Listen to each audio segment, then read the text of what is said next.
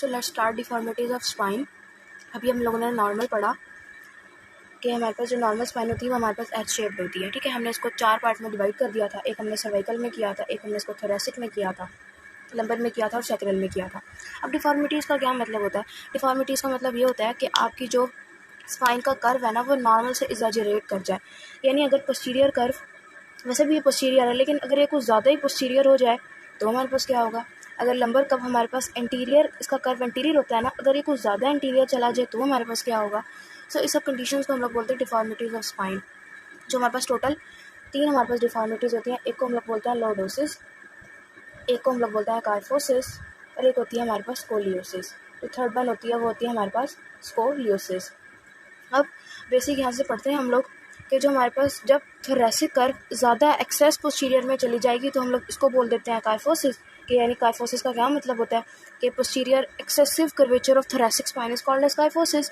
और लॉर्डोसिस हम लोग बोल देते हैं जब हमारी लंबर स्पाइन एंटीरियरली ज़्यादा कर्व कर जाती है, यानी excessive curvature of lumbar spine is called as lordosis.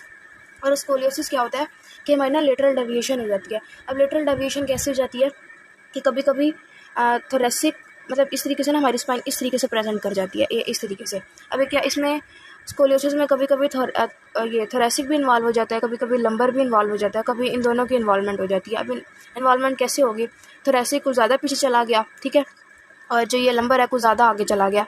जब ये कुछ ज़्यादा आगे हो तो जो लेटरल डेविएशन हो जाएगी ना, यानी रोटेशनल मूवमेंट हो जाएगी हमारे पास, तो उसको हम लोग बोलते हैं स्कोलियोसिस। अब आप लोगों ने स्कोलियोसिस में ये बात याद रखनी है कि कभी कभी इसमें ये थोरेसिक स्कोलियोसिस के अंदर ना हमारे पास 2 ही कर्व इन्वॉल्व होती हैं, सर्वाइकल और सैक्रल नहीं होती। या तो ये थोरेसिक इन्वॉल्व हो जाती है, लंबर इन्वॉल्व हो जाती है, कभी कभी दोनों इन्वॉल्व हो जाती हैं। अब हम इसको पढ़ेंगे कैसे? पहले हम लोग अपनी ये काइफोसिस अच्छे तरीके से पढ़ेंगे, फिर हम अपना लॉर्डोसिस पढ़ेंगे, फिर अपना स्कोलियोसिस पढ़ेंगे। इनको बेसिक पढ़ेंगे कि इनका बेसिक क्या होता है, डेफिनेशन वगैरह पढ़ेंगे, इनकी पिक्चर्स देखेंगे, पेशेंट प्रेजेंटेशन पढ़ेंगे। और ये तीनों पढ़ाने के बाद एट द एंड में ना आप लोगों को इनका ट्रीटमेंट बताऊंगी, क्योंकि इन तीनों का ना ट्रीटमेंट बेसिकली जो है वो सेम ही होता है, इसलिए हम इसका जो ट्रीटमेंट है वो हम एंड में पढ़ेंगे। सो लेट्स स्टार्ट करते हैं हम लोग अपना काइफोसिस। मैंने आप लोगों को पहले भी बताया, ये थी हमारे पास हमारी यहाँ से लेके ना यहाँ तक थी हमारे पास थोरेसिक स्पाइन। अब हम लोगों ने ना सिर्फ अपने थोरेसिक स्पाइन पे ही ना फोकस करना है। अब जब हमारे पास एक्सेसिव कर्वेचर हो जाता है ना थोरेसिक स्पाइन का, मतलब थोरेसिक स्पाइन हमारे पास एक्सेसिव कर्वेचर किस तरीके से होगा कि ये तो नॉर्मल थी ना, ये अगर कुछ ज़्यादा इस तरीके से हो जाए, यानी एक्सेस हो जाए, एक्सेस कर्वेचर हो जाए, तो हम लोग इसको बोलते हैं काइफोसिस। देखो ये नॉर्मल थी ना, नॉर्मल तो नज़र आ रही थी, लेकिन थोड़ी ज़्यादा कर्व हो गया, अब कर्व थोड़ा ज़्यादा बढ़ गया है, थोरेसिक का कर्व बढ़ गया है। जब थोरेसिक का कर्व बढ़ जाता है तो हम लोग उसको क्या बोलते हैं? काइफोसिस।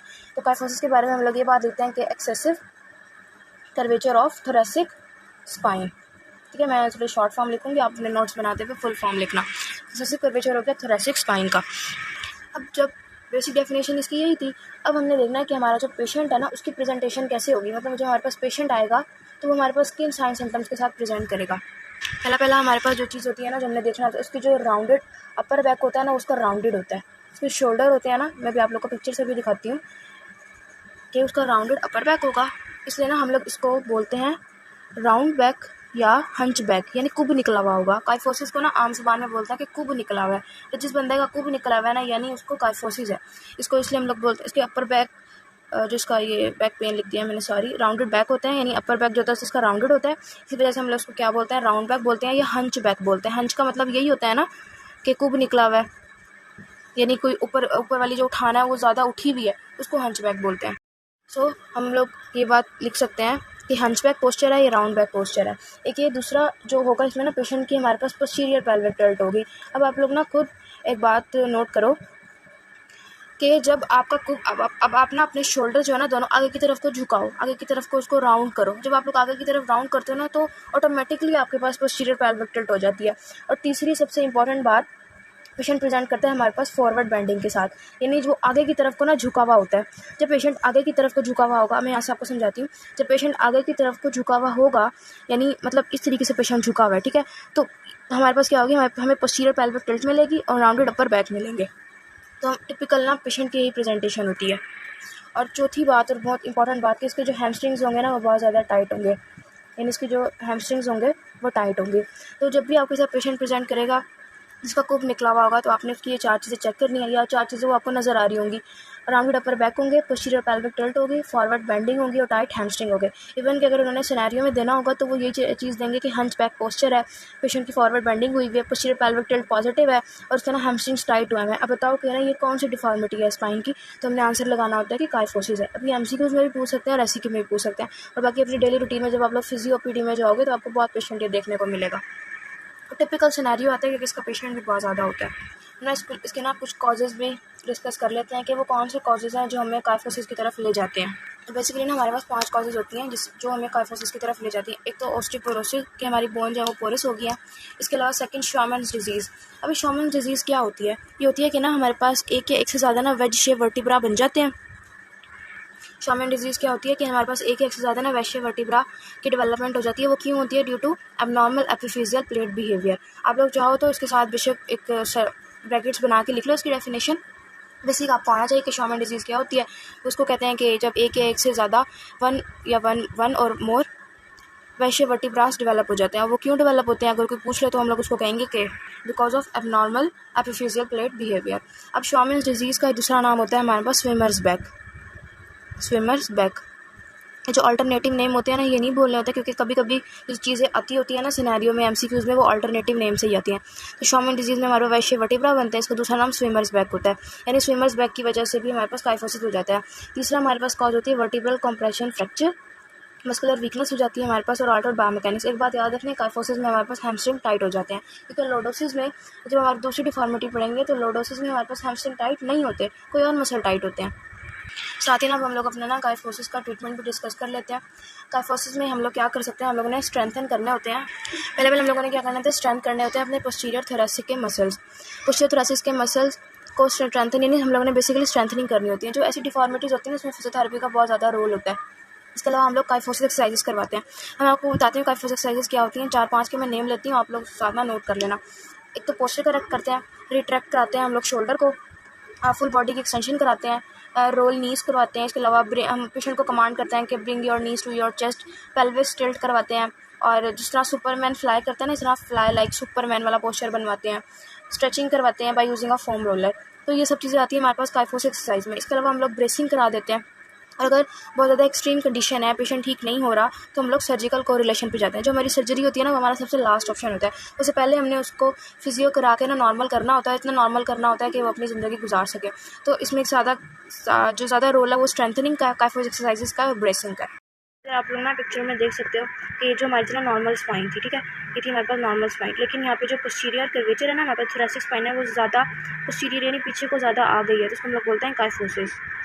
इस तरीके से ना हमारा पेशेंट प्रेजेंट करता है काइफोसिस, जिसको हम लोग कहते हैं कुब निकला हुआ। आप लोग इस डायग्राम में क्लियरली देख सकते हो कि जो उसके अपर बैक है ना वो राउंडेड है, इसी को हम लोग बोलते हैं राउंड बैक या हंच बैक पोस्चर। ये आपको क्लियर नज़र आ रहा है इधर से। और क्योंकि ये शॉमन डिजीज़ की वजह से इसलिए हम लोग इसको स्विमर्स बैक भी बोलते हैं। स्विमर्स बैक भी आप लोग को साफ क्लियर हो रहा है ना कि ये देखो ये बिल्कुल ही राउंडेड हुई हुई है। ये ना इस तरीके से हम लोग ना ब्रेस लगा देते हैं। ये देखो ये ब्रेसिंग की हुई है, इसको बोलते हैं हम लोग ब्रेसिंग। अगर ब्रेसिंग से भी ठीक नहीं होता तो फिर हम लोग अपनी सर्जरी पे जाते हैं। सो ये we done with our kyphosis. Next चलते हैं हम लोग अपना लोडोसिस पर। सेकेंड जो हम जो डिफॉर्मिटी डिस्कस करने लगे हैं वो हमारे पास लोडोसिस है, ठीक है। अब लोडोसिस में जो हमारा मेन काम है ना, ये थोरैसिक थी और ये वाला लंबर है। लंबर हमारे पास कौन सी कर्व थी? एंटीरियर कर्व थी। जब ये एंटीरियर कर्व हमारे पास एक्सेसिव हो जाती है ड्यू टू एनी रीजन, तो हम लोग उसको क्या बोलते हैं? लोडोसिस। यानी नॉर्मल तो ऐसे है ना, ये इस तरीके से हो जाती है, मतलब एक्सेस हो जाती है। इसका जो एंटीरियर कर्वेचर होता है वो एक्सेस हो जाता है, तो हम लोग उसको बोलते हैं लोडोसिस। तो इसकी हमारे पास जब डेफिनेशन क्या होती है? डेफिनेशन होती है हमारे पास excessive anterior curvature of lumbar spine is called as lordosis. So let's discuss some causes discuss करने से पहले ना हम लोग इसकी पेशेंट प्रेजेंटेशन डिस्कस करते हैं कि पेशेंट हमारे पास किस चीज़ का प्रेजेंट करेगा। लोडोसिस को ना हम लोग स्वे बैक पोस्चर भी बोलते हैं। मैं आपको बताती हूँ कि उसको स्वे बैक क्यों बोलते हैं।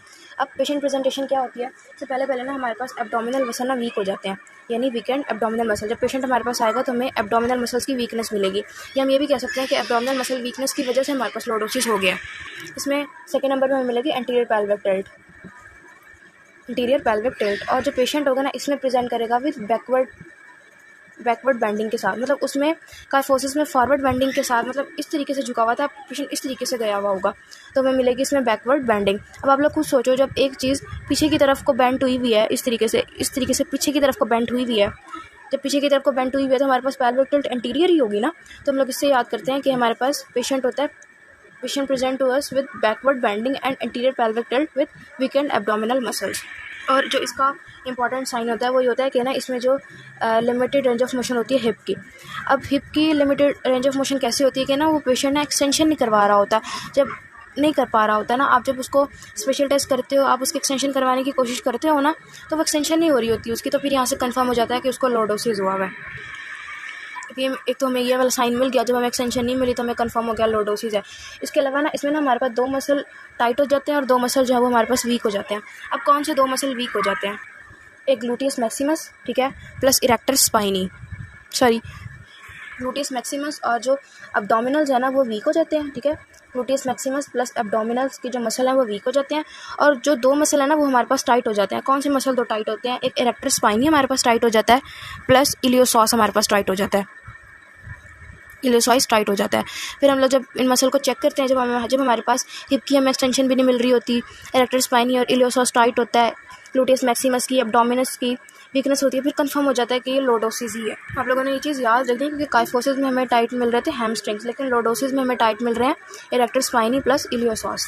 इसके अलावा पेशेंट हमारे पास प्रेजेंट करता है कि ना जो उसकी जो हिप होते हैं और उसकी जो लेग होती है ना, उनकी इंटरनल रोटेशन हुई भी होती है, यानी हिप की और लेग की हुई भी होती है हमारे पास इंटरनल रोटेशन।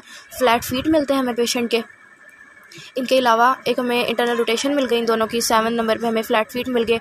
इसके अलावा हमें ना प्रोट्रूडिंग बटक मिलते हैं, मतलब जो प्रोट्रूडिंग बटक्स यानी जो उनका जो हिप जॉइंट होता है ना वो प्रोट्रूड हुआ होता है। तो जब यही वाली बात है कि प्रोट्रूड कब होगा? जब हमारे पास एंटीरियर पेल्विक टिल्ट होगी, और एंटीरियर पेल्विक टिल्ट कब होगी? जब हमारे पास बैकवर्ड बेंडिंग होगी, यानी चीज़ें दूसरे से कोरिलेटेड, रटा लगाने की जरूरत नहीं है। तो ये चीज़ें आप लोग अपने कॉन्सेप्ट से भी लिख सकते हो। और इसमें भी ना पेशेंट को प्रोट्रूडिंग बटक के अलावा इसमें भी हमारे पास जो है वो राउंडेड मिलते हैं बैक और शोल्डर, यानी राउंडेड बैक एंड शोल्डर। उसमें हमें सिर्फ अपर बैक मिल रहा था राउंडेड काइफोसिस में, लेकिन इसमें राउंडेड बैक भी मिलेगा और शोल्डर भी मिलेंगे। सो हमारे पास पेशेंट प्रेजेंट करेगा इन सब साइंस के साथ, ठीक है। अब नेक्स्ट हम लोग डिस्कस करते हैं इसकी कॉजेज़ के, ये क्यों होता है, इसकी हम लोग कॉजेज़ की डिस्कशन करते हैं। तो कॉजेज़ क्या क्या होती हैं? एक तो होती है हमारे पास कॉन्जेनाइटल स्पाइनल डिफॉर्मिटी है, यानी स्टार्ट से ही ना कोई डिफॉर्मिटी हमारे पास चली आ रही है, इस वजह से हमारे पास लोडोसिस हो जाएगा। इसके अलावा एब्डोमिनल मसल्स की वीकनेस होगी है। जब एब्डोमिनल मसल्स की वीकनेस होगी तो ऑफकोर्स पेशेंट पीछे जो हमारे एब्डोमिन होता है ना, जो हमारे ट्रंक को मेंटेन रखते हैं, जब एब्डोमिनल मसल्स की वीकनेस हो जाएगी तो ट्रंक तो अपनी जगह पे नहीं रहेगा ना, वो पीछे की तरफ स्वे बैक करेगा ना, तो एब्डोमिनल मसल्स की वीकनेस की वजह से हमारे पास लोडोसिस हो जाता है। इसके अलावा पुअर पोस्चरल हैबिट्स, कुछ लोग होते हैं ना वो बहुत पुअर पोस्चर से बैठते होते हैं, जब वो फ़ोन यूज़ करते हैं तो उनका पोस्चर बहुत पुअर होता है, उस वजह से भी जो है ना लोडोसिस डेवलप हो जाता है। जब आप लोग एक यूँ कह लो कि एक एबनॉर्मल पोस्चर बहुत ज़्यादा टाइम के लिए डेवलप करके रखते हो ना, तो फिर वो एबनॉर्मलिटी की तरफ चला जाता है, और वो बेसिकली जा किसकी तरफ रहा होता है? लोडोसिस की तरफ, या ओवर ट्रेनिंग इन स्पोर्ट्स। अब ओवर ट्रेनिंग इन स्पोर्ट्स का क्या मतलब है? जो जिमनास्टिक्स होते हैं ना, ओवर ट्रेनिंग इन स्पोर्ट्स ये जो होते हैं जिमनास्टिक्स होते हैं, इसके अलावा हमारे पास ये जेवलिन थ्रोइंग होते हैं, स्विमिंग वाले होते हैं, या फिगर स्केटिंग वाले होते हैं। ये सब करते हुए ना हमारे पास लंबर की ना हाइपर एक्सटेंशन हो जाती है, और हाइपर एक्सटेंशन बहुत प्रोलॉन्ग टाइम के लिए रहती है, याद रखना लंबर की हाइपर एक्सटेंशन। तो जब ये जो हाइपर एक्सटेंशन होती है ना, फिर ये लीड कर जाती है हमारे पास लोडोसिस की तरफ, तो इसलिए ओवर ट्रेनिंग भी अच्छी नहीं होती। और एक बहुत important cause that is obesity, मतलब मोटापा तो हर बीमारी की जड़ है ना। वे पेशेंट ओबीज होते हैं उनमें लोडोसिस के चांसेस बहुत ज़्यादा होते हैं। ये बात मैं आपको एमसीक्यू से बताती हूँ, वो ये है कि जो लोडोसिस है ना, इसमें हमारे पास लो बैक पेन का ना जो रिस्क होता है ना वो बहुत ज़्यादा बढ़ जाता है, लो बैक पेन का। इसके अलावा किसी और भी स्पाइन डिफॉर्मिटी में इतना लो बैक पेन का रिस्क नहीं पड़ता जितना लोडोसिस में बढ़ जाता है। तो ये बात एमसीक्यूज़ है कि जो लोडोसिस होता है वो लो बैक पेन के रिस्क को बढ़ा देता है। एक और बात आपको बताती हूँ कि जो ये लंबर की जो कर्वेचर इंक्रीज़ हो रहा था ना, जब ये रनिंग करने से ना बढ़ जाता है एज़ कम्पेयर टू वॉकिंग। ये सब चीज़ें कहते हैं कि किसी को लोडोसिस अगर डेवलप हुआ है ना, तो अगर वो रनिंग करेगा ना तो ये चीज़ें और ज़्यादा एग्जैजरेट कर जाएंगी एज़ कम्पेयर टू वॉकिंग। यानी आप अपने पेशेंट को रनिंग रिकमेंड नहीं करोगे, आप उसको वॉक रिकमेंड करोगे। अगर हम लोग इसके बात करें ट्रीटमेंट की, तो ट्रीटमेंट में वही हमारे पास स्ट्रेटेजी होगी कि हम लोग स्ट्रेंथनिंग कराएंगे। आपको पता है कि एब्डोमिनल मसल्स वीक हो रहे थे, तो ऑफकोर्स एब्डोमिनल मसल्स की स्ट्रेंथनिंग करवाएंगे। इसके अलावा अप्रोप्रिएट स्ट्रेचिंग कराएंगे, ज़रूरत होगी, ज़रूरत से ज़्यादा स्ट्रेचिंग हम लोग नहीं कराएंगे। इसके अलावा फिर वही ब्रेसिंग यूज़ करेंगे, और अगर फिर भी नहीं ठीक हो रहा ब्रेसिंग वगैरह से, तो हम लोग क्या करेंगे, अपनी सर्जिकल कोरिलेशन के ऊपर चले जाएंगे, सर्जरी के ऊपर मूव कर जाएंगे। और एक बात याद रखना कि जो सर्जरीज़ वगैरह होती हैं छोटे बच्चों में नहीं कराते, जब बच्चा अडल्ट हो जाता है फिर ये सर्जरीज़ वगैरह जो हम लोग करा सकते हैं। इस पिक्चर में बहुत अच्छा दिखाया हुआ है। देखिए हमारे पास नॉर्मल लंबर स्पाइन है, ठीक है, और यहाँ ज़रूरत से ज़्यादा एंटीरियर कर्वेचर हो गया, यानी curve spine in your lower back. जब यहाँ से ज़्यादा स्पाइन देखो कर्व हो जाएगी तो फिर लोअर जो हमारे बैक पेन के चांसेस भी हैं बहुत ज़्यादा बढ़ जाएंगे, और लंबर लॉर्डोसिस को हम लोग स्वे बैक पोस्चर बोलते हैं। सो नेक्स्ट हम लोग लास्ट पढ़ते हैं अपना स्कोलियोसिस। अब हम लोग के पास थर्ड एंड लास्ट पॉइंट है, वो है हमारे पास स्कोलियोसिस। अब स्कोलियोसिस में हमारे पास क्या होता है, देखो ये आप लोगों को ना नॉर्मल नजर आ रही है, अब आप देख सकते हो ये एंटीरियर कर्व है, पोस्टीरियर कर्व है, ये एंटीरियर और फिर ये पोस्टीरियर है। लेकिन स्कोलियोसिस में क्या होता है कि जो हमारी पोस्टीरियर कर्व है वो ज़्यादा पोस्टीरियर हो जाती है, एंटीरियर कर्व या तो सीधी हो जाती है या बहुत ज़्यादा एंटीरियर चली जाती है। तो कभी कभी ये सिर्फ थोरेसिक स्पाइन में होता है या कभी इसमें होता है लंबर में होता है, कभी थोरैको लंबर दोनों में हो जाता है। अब स्कोलियोसिस में हमारे पास अगर इसकी डेफिनेशन लिखें तो हम लोग क्या लिखेंगे कि हमारे पास लेटरल डेविएशन हो जाती है, लेटरल डेविएशन ऑफ स्पाइन। और लेटरल डेविएशन हमारे पास की होती है ड्यू टू रोटेशनल मूवमेंट्स। अब इन रोटेशनल मूवमेंट्स की वजह से स्पाइन की जब लेटरल डेविएशन हो जाती है, और हमारा पेशेंट कैसे प्रेजेंट करता है, वो ना एक साइड पे झुका हुआ होता है, मतलब एक साइड पे गया हुआ होता है, तो वो साफ देखने से ही पता लग रहा होता है कि एसिमेट्री आई हुई है पोस्चर के अंदर। अगर हम इसके फर्दर फीचर्स की बात करें तो इसमें आप लोगों ने ये बात याद रखनी है कि इसमें वर्टिब्रा प्लस इंटरवर्टिब्रल डिस्क, ये दोनों चीज़ें क्या हो जाती है, वेज शेप की जाती है। वेज शेप होता है बटरफ्लाई शेप टाइप ना, तो जो वर्टिब्रा और इंटरवर्टिब्रल डिस्क हमारी वेज शेप की हो जाती है, और इसको हम लोग एबनॉर्मल ए बी से एबनॉर्मल साइडवे कर्व भी बोलते हैं, एबनॉर्मल साइडवे कर्व। तो जब सिनेरियो में आएगा कि पेशेंट प्रेजेंट कर रहा है हमारे पास एबनॉर्मल साइडवे कर्व से, तो वो क्या होगी, दैट इज स्कोलियोसिस। हमें स्कोलियोसिस में एक और टर्म आती है, दैट इज इडियोपैथिक स्कोलियोसिस। अभी इडियोपैथिक स्कोलियोसिस क्या होता है, बेसिकली नहीं, ये चिल्ड्रंस के अंदर होता है between the age of 10 to 13 years, 10 to 13 years की एज में होता है। और इडियोपैथिक का मतलब होता है कि कॉज जो होती है ना वो इसकी अननोन होती है, एक ये बात। और ये हमारे पास एटलीस्ट 4% पॉपुलेशन में ना इडियोपैथिक स्कोलियोसिस प्रेजेंट होता है, और ये ज़्यादा जो इफेक्ट करता है ना वो फीमेल्स को करता है। तो ये इसके 2-3 पॉइंट MCQs के थे। अभी हमारे पास ना अपेयर कैसे करती है, इसमें ना बेसिकली जो हमारे पास जो स्पाइन होती है ना वो C शेप और S शेप कर्व बन जाता है, ठीक है। जब भी हम लोग एक्सरे पे देखेंगे अगर हमारे पास C शेप बना हुआ होगा या S शेप बना हुआ होगा ना, एग्जैजरेटेड S शेप, तो वो किसकी वजह से होगा, वो होगा स्कोलियोसिस। तो ये वही होता है कि या तो इसमें अगर C शेप बनेगा जो हमारे पास एक स्पाइन इन्वॉल्व होगी, या थोरेसिक या लंबर। S शेप जब बनेगा जो हमारे पास दोनों, इस तरीके से आएगा ना, मैंने बोला होता है इस तरीके से करके ले लो। तो जब दोनों स्पाइन इन्वॉल्व होंगे तो हम लोग उसको S शेप बोलेंगे, एग्जैजरेटेड S शेप कर्व। इसमें ना दो, अब जो है ना इसकी ना टाइप्स की बात कर लेते हैं। ये ना दो तरह की हमारे पास होती है, एक होती है हमारे पास स्ट्रक्चरल स्कोलियोसिस और एक होती है हमारे पास नॉन स्ट्रक्चरल स्कोलियोसिस। अब स्ट्रक्चरल स्कोलियोसिस का क्या मतलब है, नॉन स्ट्रक्चरल स्कोलियोसिस का क्या मतलब है। स्ट्रक्चरल स्कोलियोसिस का मतलब है कि एट बर्थ प्रेजेंट है, यानी वो डिफॉर्मिटी या वो स्कोलियोसिस जो हमारे एट बर्थ प्रेजेंट होगी उसको बोलेंगे स्ट्रक्चरल स्कोलियोसिस, और जो बाद में डेवलप होगी उसको बोलेंगे नॉन स्ट्रक्चरल स्कोलियोसिस। अब इसके ना दो डिफरेंशिएटिंग पॉइंट होते हैं, हमने डिफरेंशिएट करना होता है कि ये स्ट्रक्चरल है या नॉन स्ट्रक्चरल है। तो इसमें जो हमारे पास पहला पॉइंट होता है ना, इसमें इन्वॉल्व होती है हमारे पास इनफ्लेक्सिबल कर्व होती है, जो कर्व होती है ना वो इनफ्लेक्सिबल होती है। लेकिन जो स्ट्रक्चरल स्कोलियोसिस होती है ना वो फ्लेक्सिबल कर्व होती है। फ्लेक्सिबल का मतलब ये होता है कि आप लोग उसको जिस साइड पे मूव करोगे ना वो मूव कर जाती है, यानी अगर आप जोर देके उसको जिस तरफ लेके जाओगे वो चली जाएगी। और दूसरा डिफरेंशिएटिंग पॉइंट इनका होता है कि ये रहती है, जो पेशेंट को लेटरल बेंडिंग कराते हैं ना तो ये उसमें भी प्रेजेंट होती है, यानी परसिस्ट विद लेटरल बेंडिंग। और जो ये होती है नॉन स्ट्रक्चरल होती है ये ठीक हो जाती है, इसको लेंगे करेक्ट विद लेटरल बेंडिंग। तो बेसिकली हम लोग लेटरल बेंडिंग करा के देखते हैं, अगर लेटरल बेंडिंग कराने पे स्कोलियोसिस ठीक हो जाता है तो हम लोग उसको नॉन स्ट्रक्चरल स्कोलियोसिस बोलते हैं, और अगर लेटरल बेंडिंग कराने पे ठीक नहीं होता तो हम उसको स्ट्रक्चरल स्कोलियोसिस बोलते हैं। तो ये हमारे डिफरेंशिएटिंग पॉइंट्स थे। ट्रीटमेंट की अगर हम लोग बात करें तो फिर वही हम लोग स्ट्रेंथनिंग कराते हैं, ठीक है। स्ट्रेंथनिंग के अलावा हम लोग ब्रेसिंग कराते हैं, और अगर ज़्यादा होती है तो फिर हम लोग सर्जरी की तरफ चले जाते हैं। इस पिक्चर में हम लोग देखते हैं हमने बहुत क्लियर स्कोलियोसिस दिखाया हुआ है। तो देखो इसमें कितनी ज़्यादा जो है S शेप्ड कर्व बन रही है, ऊपर से S बन रही है और फिर C शेप भी है। अगर हम लोग इस डायग्राम में देखें तो ये वाली हेल्दी एंड नॉर्मल है, देखिए, और इसमें किस तरीके से दो कर्व्स आए हुए हैं। एक और डायग्राम से देख लेते हैं, देखो ये नॉर्मल स्पाइन है और स्कोलियोसिस में स्पाइन किस तरीके से होती है। जब हम लोग एक्सरे कराते हैं ना तो एक्सरे में से हम लोग को बिल्कुल साइड डेविएशन मिलती है। So have done with our scoliosis. As you question you can ask me the comment section. Thank you.